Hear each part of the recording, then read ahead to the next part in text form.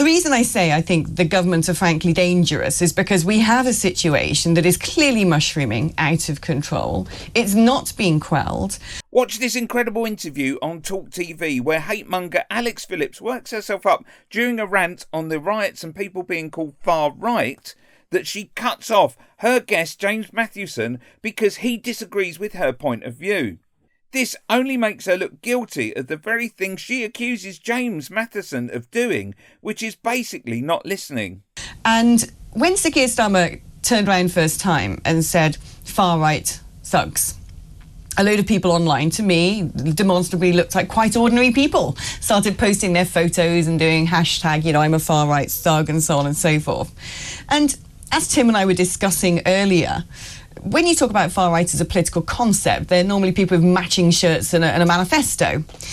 When this started as people with ordinary concerns. So actually, far from making the situation go away and calming it down, I would suggest that he's thrown an accelerant onto the fire. Do you think he's handling this well? I think he's handling it fine. I'm very, very, very confused by the concern in some quarters of the media, including yourself, about the terminology far right. Why do you have an issue with that being applied? Well, okay, fine. Okay, let's do this, actually. Let's do this. Tell me what is far right, and especially related to what is going on here. Explain far right. Give me the definition, please. It's quite self-explanatory, but it's far to the right of the political axis. No, well, explain it. You say it's self-explanatory. Yeah. That's tautological. That's like saying two twins. What is it? Explain it, list it, identify it, give it a shape, give it a texture so we all understand what you mean when you're using those words. So it's a political ideology, obviously, and it's people whose political ideology, and like the far left, there'll be many different elements of it. There's many different kind of variants of far left. There's people who will agree with each other and disagree with each other on the far right. Do you think these people kicking in windows and acting like hooligans have a political ideology? Some of them, of course they do. The EDL is a political organisation.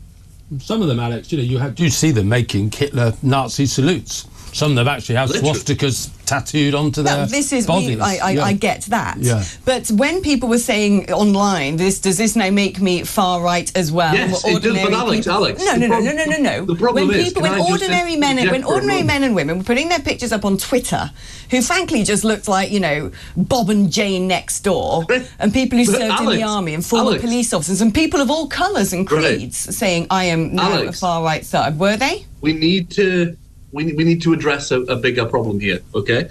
And it makes people uncomfortable, and I'm sorry about that. But when people say, am I far right?